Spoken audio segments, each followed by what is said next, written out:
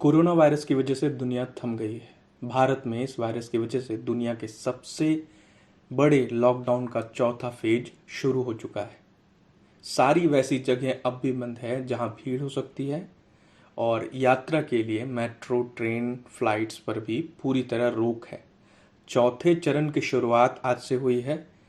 31 मई को यह लॉकडाउन खत्म होगा। मैं स्पष्ट कर दूं कि लॉकडाउन की अवधि खत्म होगी। यह नहीं कहा जा सकता कि इसके बाद पूरी तरह से छूट मिल जाएगी और लॉकडाउन ही खत्म हो जाएगा। इसके पहले 3 चरण में लोग घरों में बंद हैं, सिर्फ जरूरी काम के लिए बाहर निकल रहे हैं।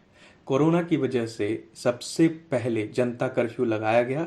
रविवार का दिन था, लोग घरों में ही रहते हैं ज़्यादातर। हाँ, शाम के वक्त सिनेमा या बच्चों के साथ पार्क की योजना होगी, लेकिन एक दिन के लिए लोगों ने टाल दिया।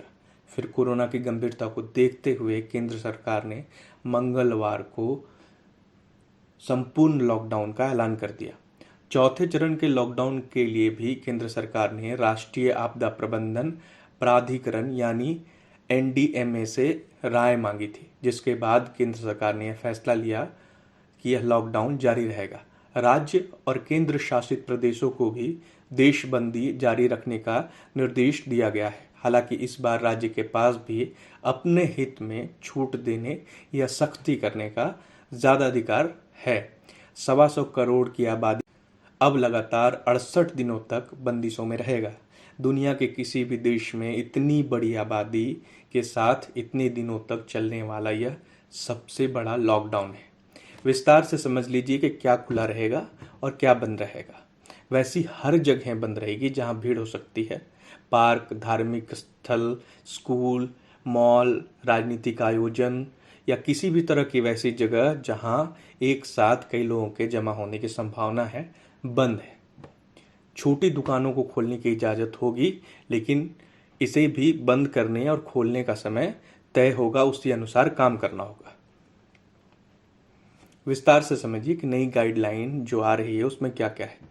पहला है, दुकानें खुली रहेंगी, लेकिन एक वक्त में 5 से ज़्यादा लोग दुकान में जमा नहीं हो सकेंगे। एक दूसरे से 2 गज की दूरी रखेंगे। दूसरा, अगर एक राज्य और दूसरे राज्य के बीच आपसी सहमति बनती है तो यात्रा शुरू की जा सकती है। राज्य सरकार भी अपने यहाँ बस का संचालन शुरू कर सकती है, लेकिन सोशल डिस्टेंसिंग के नियमों को ध्यान में रखना होगा।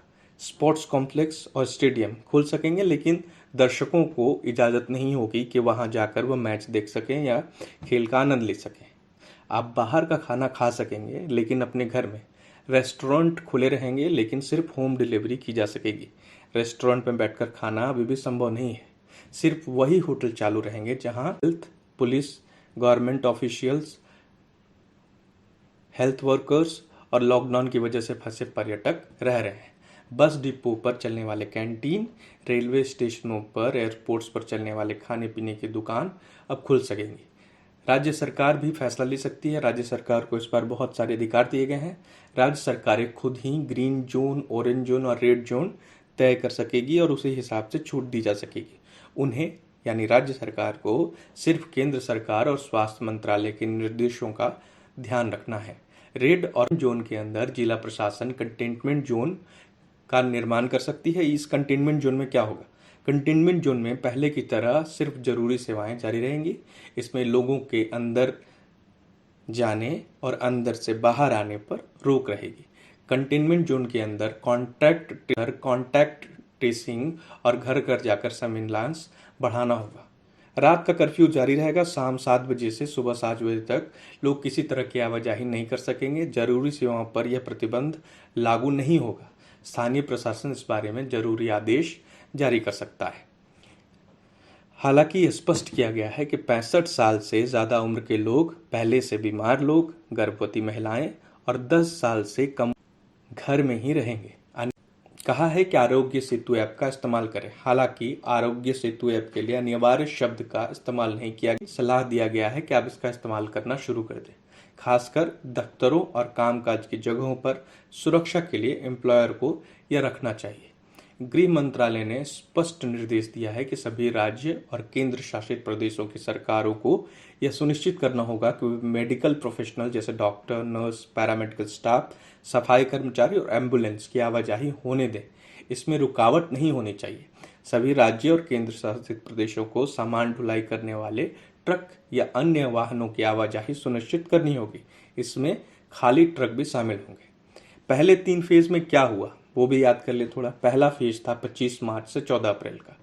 यह 21 दिन का रहा, सख्त रहा। सिर्फ जरूरी सामान की दुकानें ही खुली थी। कई तरह की अफवाह थी। इस लॉकडाउन के ऐलान के बाद से ही लोगों ने घरों में सामान भरना शुरू कर दिया था।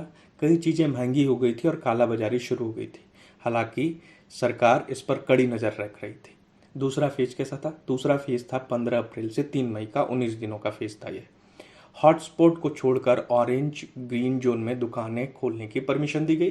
कई जगहों पर हल्की राहत मिली जहां खतरा कम था। संक्रमण के मामले जिन इलाकों में ना के बराबर थे वहां राहत दी गई। तीसरा फेज था 4 मई से 17 मई का।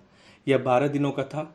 हॉटस्पॉट को छोड़कर ऑरेंज और ग्रीन जोन में दुकानें खोलने की इजाज़त दी गई। इसके अलावा प्रवासी मजदूरों के लिए ट्रेन और बस चलाई गई। विदेशों में फंसे लोगों को भी भारत लाया गया। हालांकि इस चौथे फेज के बाद भी मजदूर सड़क पर हैं और पैदल ही अपने घर की तरफ बढ़ रहे हैं। इस मामले को लेकर सरकार कितनी गंभीर है, एक बयान से अंदाजा लगा लीजिए। चेहरा और पद आप पहचानते हो। जब वो दुख के साथ पैदल जा रहे हैं, उनके टाइम बर्बाद करते हुए उनके पास बैठ करके बातचीत करना उससे बेहतर होगा उनके साथ पैदल जा करके उनके बच्चे को, उनके सूटकेस को साथ कैरी करके बात करते चलते। और आने वाले लॉकडाउन में आपकी क्या योजना है? क्योंकि अब आपको फिर एक लंबे समय तक के लिए घर पर बैठना है। आपको फिर एक बार मौका है। आप सोच सकते हैं कि इस लॉकडाउन का इस्तेमाल आप कैसे कर सकते हैं।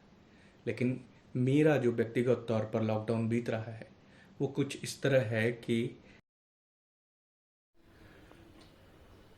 आज भी ग्रोसरी के लिए बाहर निकलना पड़ रहा है। तो घर के सामान खत्म हो गए हैं तो वो खरीदना तो ज़रूरी है।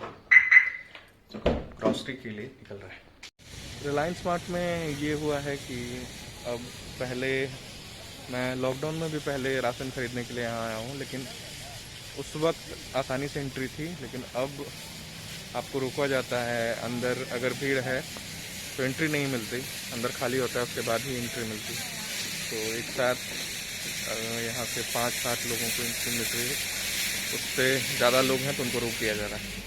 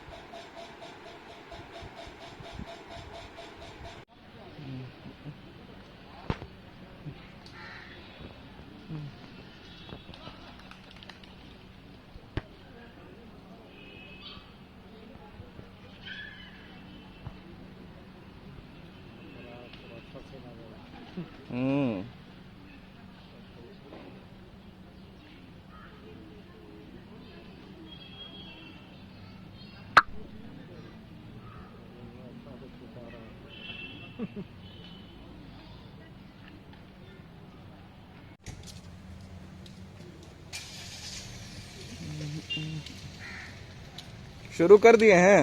हाँ, बिक रहा है। हाँ बिकिए रहा।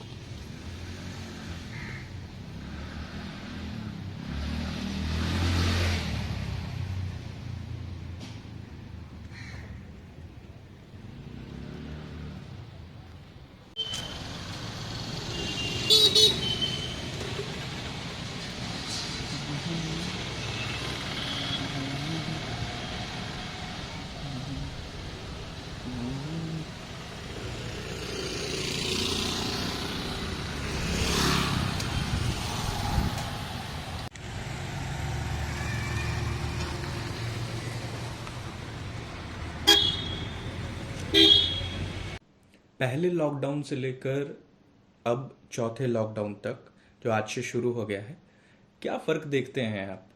मतलब जैसे मैंने आपको क्रमवार बताया कि पहले लॉकडाउन में क्या स्थिति थी और तीसरे में क्या स्थिति थी। अब चौथा लॉकडाउन है, आप क्या फ़र्क देखते हैं, या आपको लगता है कि आपकी कोई ऐसी आदत जो इस पूरे कोरोना वायरस काल में या लॉकडाउन की वजह से बदल रही हो या बदलना चाह रहे हो?